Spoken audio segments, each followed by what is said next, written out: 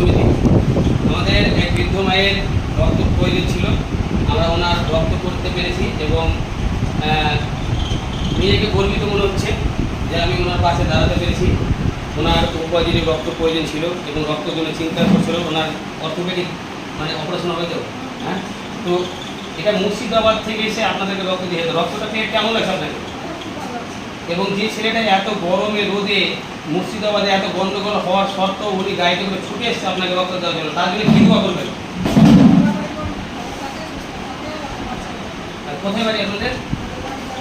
জালালপুর। আচ্ছা, মায়ের বাড়ি জালালপুর।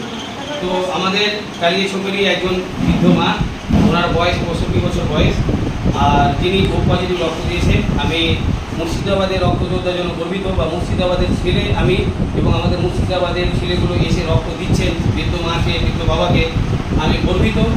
আর আমি সবসময় চেষ্টা করব বৃদ্ধ মা, বোন, দিদি, ভাই সকলের যেন পাশে দাঁড়াতে পারে। কিন্তু এই ভিডিও দ্বারা একটা বার্তা দিতে চাই, আমাদের অনেক আত্মীয় স্বজন আছে, রিলেটিভ আছে, অবশ্যই তাদের মধ্যে সেই গ্রুপটা মিলবে। তো আমরা চেষ্টা করব পরিবার, আত্মীয় স্বজনের কাছে সেটা জানানো, কারণ যে তারাই বিপদ আপদে সুখ দুঃখে আমাদের সঙ্গে মানে চলাফেরা করে। তো আমরা আজকে রক্ত দেওয়ার কারণ এবং রক্ত দিয়ে ভিডিও করার কারণ যে আপনারা দালালের হাত থেকে বাঁচবেন। কারণ শোভা মহিলা মানব সমিতি থেকে আপনাদেরকে সবসময় দালালের হাত থেকে বাঁচানোর চেষ্টা করে এবং সম্পূর্ণ রক্ত ফ্রিতে দেওয়ার চেষ্টা করে। শুধু একটাই আমরা অনুরোধ করি, যে যে রক্তযোদ্ধারা আসবে তাদের একটু সেবা করার চেষ্টা করবেন, তাদের পাশে দাঁড়ানোর চেষ্টা করবেন।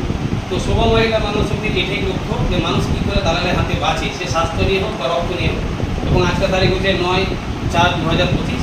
আমরা শোভা মহিলা মানব সমিতির সবসময় মানুষের পাশে আছি এবং